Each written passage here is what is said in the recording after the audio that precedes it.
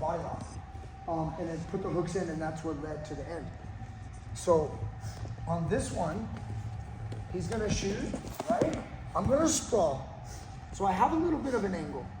I take the hand and I push on the head. This guy, if this leg, this is the basic stance of a shooter. You notice I'm just taking weight off Jesse so I'm not killing. Knee down, leg up. You guys see that? Leg down, leg up. If I'm too much for Jesse, it's okay to drop to 2 knees. Remember that. It's not the end of the world for you to drop to 2 knees. I would rather you drop to 2 knees and keep your angle in your back and keep your double leg. I'll go back to position. Look, he's not bad. He's still good. He maybe makes a little knee slide adjustment and then he brings it back up. You guys see that? So if he's here, no, it's okay. So now look, he has a good position. So I'm gonna try to better my position. So we're playing chess. He made his chess move. Now it's my next chess move. Now watch, I'm gonna sprawl again, bury his head again, but I want Jesse to keep the leg up. Watch this. If you guys are like this, and watch what happens when I push his head down. If he leaves that leg up, he can't afford, and he has to drop the horn. You see that? Not only that, I circle a little, and look at this nice leg grab. Like, I have a position right here for a cradle, and then I could dump him over to the cradle, and then it's up to us what we do from here. Okay, I can totally control this guy and get an outstanding position on top. So Jesse's better off. He's here. I start to sprawl. He's gonna leave it up, but he's gonna get a little message to the brain, and he can do it when he wants. Hold on. He can do it when he wants. I push the head. Yeah, I would like you to keep the hands on the legs. I got you, sorry. Okay, so we're here. He's still strong right now. He still feels good. But once he starts to feel this, he's gonna drop to 2 knees. Even if his head's down, even a hand. It's okay to drop a hand. I want your hand to drop before your head drops. If you keep the hand on the leg, and then I bury your head to the mat, what good is your hands anyway? Now you're extended. I have your elbows, and I'm gonna run behind. Does that make sense? So we don't let somebody break our house, tear our house down. This is our base. We've got to make sure we keep this here. We don't get extended with our head down, okay? So he's gonna shoot. I'm gonna sprawl. Boom. I start to bury the head. He's trying to stay there. Now look at my angle right here. See how I'm coming this way a little bit? I'm coming to this side. Like I'm not directly right here. That's what I'm trying to show right now. I'm a little here. Now, the action's gonna happen right here where his head is. We learn what's called the crossface.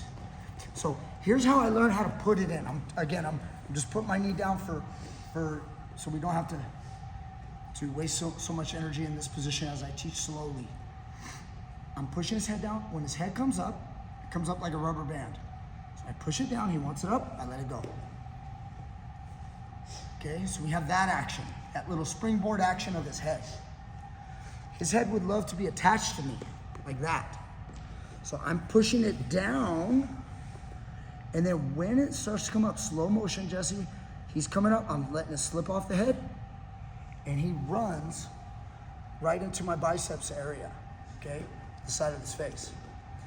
The radial bone, the radius, goes right under the nose, or the eye socket, or the cheekbone, the mouth. Again, you can't pinpoint the perfect spot every time. A lot of people like to talk about, this, but you're not always gonna get it. But the main thing is you're in the zone. If you're in the zone, you're good. He lifts his head up, boom, he runs right into the crossface. I lift his head up and over, and I grab his triceps above the elbow, make my grip. See my 5-finger grip deep, okay? When you guys do this and you squeeze and you bring your shoulder forward and you flex your biceps, his head will be connected like this. This messes with his spine alignment. It prevents him from coming at me. You're gonna get what we want, okay? So the moment I get this, I will be off my knees. and I'm here. He now has a base, and if he doesn't want to be taken down, this leg is probably going to come up, okay? And the reason why it comes up, because if the knee is down, I could just grip the back of his thigh or ankle and push, and he's going to fall like that. So he'll put his leg up, and when he puts his leg up, you're going to drape down here to his ankle. As I do that, this hand, I'm teaching you slow, guys. I know this is going to be like, you know, landing a rover on Mars, and you're going to go, man, I'm not an astrophysicist. I don't know what the hell's going on yet. We'll get to it. I'll try to make it much more simple over the next rep when I show it. Look, I go here. When I do this, I lift the crossface, and his hand comes off the mat. When I do that, so if I put weight on the head, his hand is stuck in the mat, and I try to pull this, Jesse, don't let me. Like, I can't pull it out. He has a base. This is how I pull it out. See that? I just lift a little bit. His hand isn't long enough to touch the floor, and I pull.